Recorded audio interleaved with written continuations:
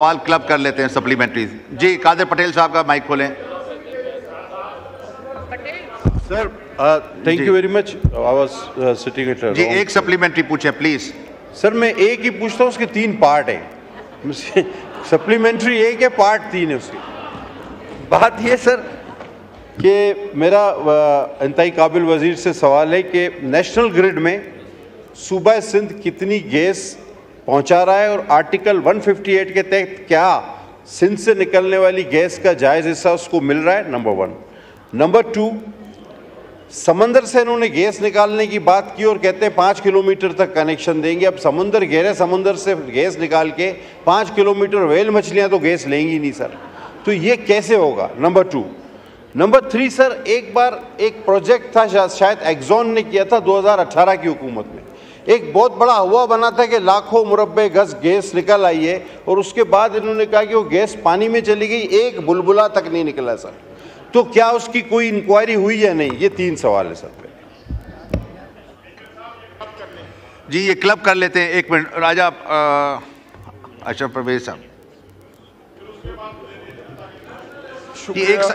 एक सवाल पे 100 सप्लीमेंट्री नहीं हो सकते। We'll move to next question, last supplementary please. जनाब स्पीकर, मैं तो इस पे हाउस का वक्त नहीं लेना चाह रहा था, लेकिन एक बात मेरे जहन में आई है तो मैं पूरे हाउस के सामने रखना चाहूँगा। ये जो ऑन गोइंग एनर्जी क्राइसिस है, ऑनरेबल मिनिस्टर साहब ने उसका तफसीली जवाब देने की कोशिश की और ऑनरेबल मेंबर अली मोहम्मद ख़ान साहब ने एक तजवीज़ दी कि एक स्टैंडिंग कमेटी में इसको ले जाया जाए और थ्रेड बेयर इसको डिस्कस किया जाए। और उसकी सबसे ज़्यादा ज़रूरत इस वजह से है कि लोगों में बड़ा अभाम है, लोगों को हकीकत हाल उन पर वाज़िया होनी चाहिए।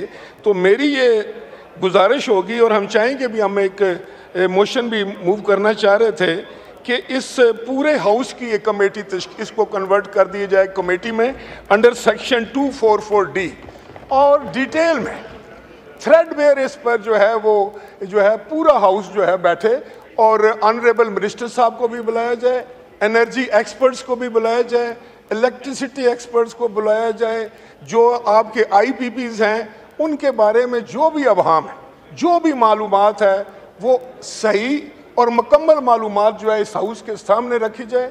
इस हाउस के सामने सारी मुकम्मल मालूमात रखने का मकसद ये है कि पाकिस्तान के 25 करोड़ लोगों को सही सूरत हाल वाज़िया की जाए, वरना अभाम की वजह से, शकूक व शुबहात की वजह से मैं समझता हूँ कि ये क्राइसिस बड़ा गंभीर हो रहा है और इसका फौरी हाल यही है कि ये इस हाउस की जिम्मेदारी बनती है कि इस हाउस की full house, the whole house committee बनाकर इस मसले पर कोई पेशरफ्त की जाए। आपका शुक्रिया। शुक्रिया। मिनिस्टर साहब जी ब्रीफ जवाब दीजिए। नेक्स्ट क्वेश्चन पे हनीफ अब्बासी साहब, please be brief, 1 supplementary only. बिस्मिल्लाहिर्रहमानिर्रहीम। जनाब स्पीकर, सारे पार्लियामेंट, ज़रा स्पीकर साहब मेरी तरफ देखिएगा जी। ये मैं अपने जो फेडरल मिनिस्टर्स हैं सारे, उनमें से 2 को छोड़ के इन 2 से पूछे, इन्होंने बाकियों का ठेका लिया हुआ है। और आज़म नज़ीर तारड़ साहब और मुसद्दक मलिक साहब आके 10-10 वजारतों का जवाब दे रहे हैं। ये कैसे मुमकिन है कि क्वालिटी डिलीवरी आ सके? ये तो मुमकिन ही नहीं है कि एक बंदा जो है वो 10 वजारतों का जवाब दे और फिर उसमें आप कहेंगे जी हमें कामयाबी भी होगी। ये मुमकिन नहीं है। तो एक तो ये हमें सोचना चाहिए कि हम इन बेंचेस को कैसे फिल करेंगे और अपनी अपनी जिम्मेदारियां कैसे निभाएंगे। ये बहुत बड़ा मैं समझता हूँ कि हमारे दिलचस्पी का जो इस वक्त मंजर यहाँ ये असम्बली पेश कर रही है, वही बाहर मंजर पेश हो रहा है हमारा। दूसरी बात ये है कि मैं मिनिस्टर साहब मौजूद हैं, माशाल्लाह बहुत कॉम्पिटेंट हैं और मैं इनकी कॉम्पिटेंसी से कभी भी एक सवाल पूछे प्लीज। मैं पूछने लगा हूं, लेकिन तारीफ थोड़ी सी कर लेने दें। मेरी सिर्फ गुजारिश इनसे ये है, ये IPPs का मसला कितना मुश्किल है जिसने पूरे मुल्क को दिवालिया बना दिया है। मेरे इल्म में आया कि झंग में एक 50 मेगावाट का IPP है, उसके अंदर 10 कई सालों से बंद पड़ा है, 10 करोड़ रुपया महीना लेता है। 92 से हम रगड़ाई कर कर कर कर कर कर कभी महीने में 10 करोड़ तो छोड़ के 2 करोड़ नहीं देखा। ये कौन कौन से लोग हैं? ये कौन है मियां मनशा? ये कौन है फलां? ये लोग कौन है? ये 42 ऐसे, ये 42 ऐसे हैं।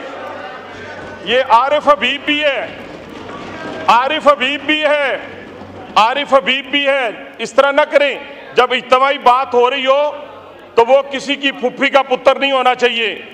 इस मुल्क की बात करनी है हमने। इस मुल्क की जब बात करेंगे, 42 IPP बंद पड़े हैं। शुक्रिया, शुक्रिया। हम उन्हें ये कहेंगे, आखिरी बात, हम उन्हें ये कहेंगे कि मुल्क में फाइनेंशियल इमरजेंसी है। आपने मुल्क से अरबों खरबों में, जो फॉरेन कंपनीज हैं उनकी बात नहीं कर रहा मिनिस्टर साहब, जो लोकल हैं, लोकल जो अरबपति से कई खरब से भी आगे चले गए हैं, वो तो नाम भी नहीं आता खरब से आगे होता गया है, उस पर भी चले गए हैं वो। अगर उनको कहें कि ये पाकिस्तान ने आपको ये बनाया है, आप मेहरबानी करके हाथ बुलाएं उनको गाली ना दें, उन्हें बुरा भला ना कहें, उनको बुलाएं, बुला के हाथ साथ फेरो, नहीं मान दे तो दूसरा काम करें, वो तब जाके मुल्क। ठीक है, ठीक है। मिनिस्टर एनर्जी एंड पेट्रोलियम, ये 3 ऑनरेबल मेंबर्स के सवालात हैं, ये क्लब करके प्लीज ब्रीफ जवाब दें।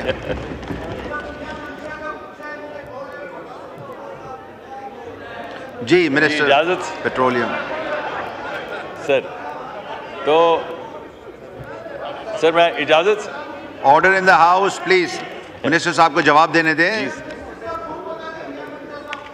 जी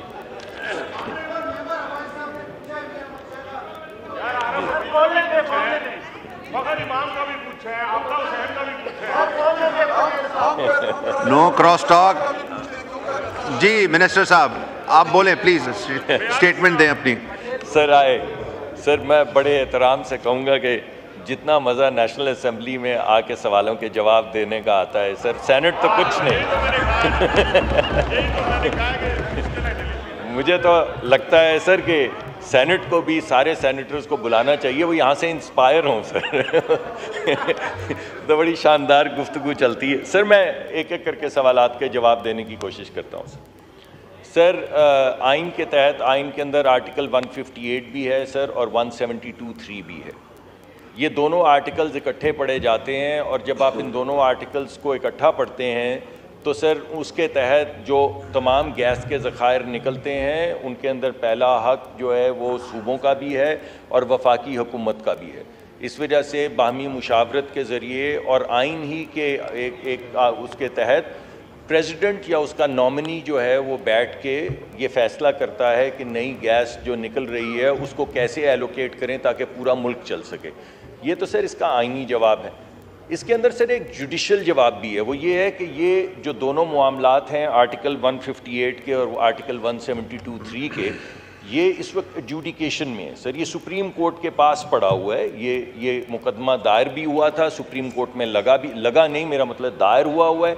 और ये फ़ैसला सर जब हो जाएगा तो इसकी आइन की तशरीह हो जाएगी, क्योंकि आइन में 2 ऐसी चीज़ें हैं जिनके तहत दोनों पार्टी, सूबे को और वफाकी हुकूमत को यकसा इख्तियार दिया गया है कि वो एलोकेशंस करें।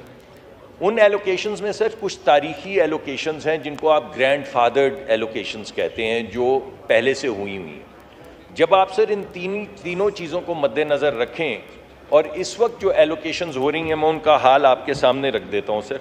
हम कुल मिला के सर 3200 मिलियन यूनिट MMCFD, मैं उसको मिलियन यूनिट कह रहा हूँ सहूलत के लिए, 3200 मिलियन यूनिट गैस पैदा करते हैं सर। 3200 मिलियन यूनिट्स यानी 3200 MMCFD में से 200 MMCFD गैस पैदा करने के अंदर इस्तेमाल हो जाती है कंप्रेसर्स में। तो जो बाकी गैस बचती है वो तकरीबन 3000 MMCFD या 3000 मिलियन यूनिट है। उसमें से तकरीबन सर 1 यानी 1300 यूनिट्स जो हैं या 1200 यूनिट्स, डिपेंड करता है गैस में से किस ज़ख़ीरे से कितनी गैस निकल रही है, 1200 से 1300 यूनिट जो हैं डायरेक्टली वेल हेड में से दे दिए जाते हैं फर्टिलाइज़र कंपनियों को और पावर कंपनीज़ को सर।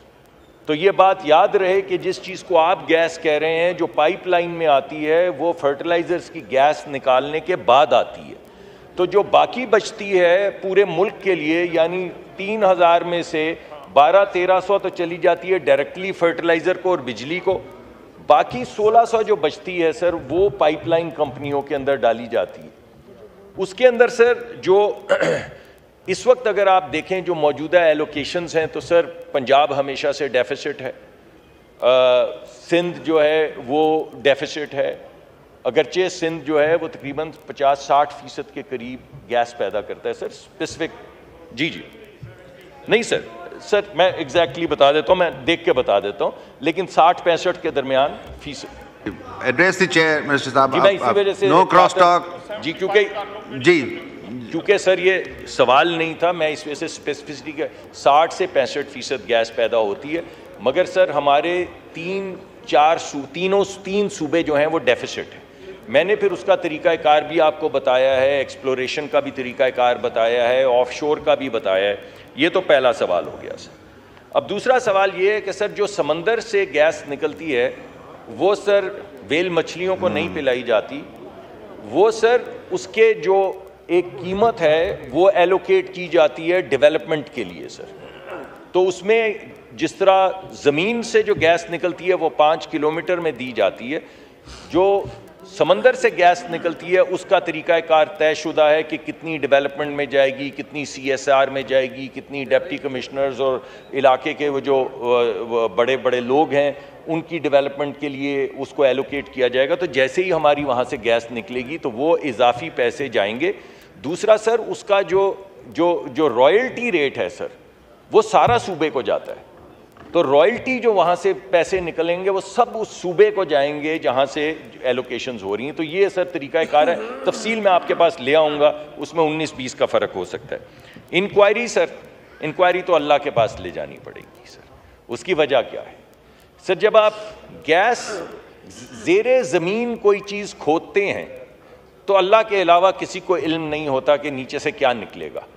आप जियोलॉजी देखते हैं, आपको साइंस देखते हैं, उस साइंस के तहत आप ये फैसला करते हैं कि आपने ये 30-32 मिलियन ज़मीन पे और 100 मिलियन के करीब समंदर में पैसे खर्चने हैं या नहीं।